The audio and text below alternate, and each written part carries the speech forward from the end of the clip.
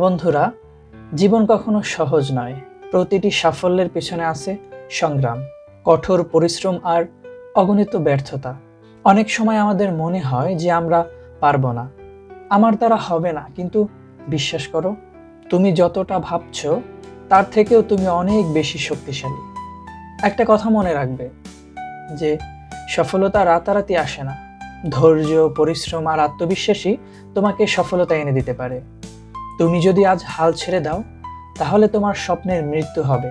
কিন্তু তুমি যদি প্রতিদিন একটু একটু করে সামনের দিকে এগিয়ে যাও, তাহলে তোমার সাফল্য আসবেই।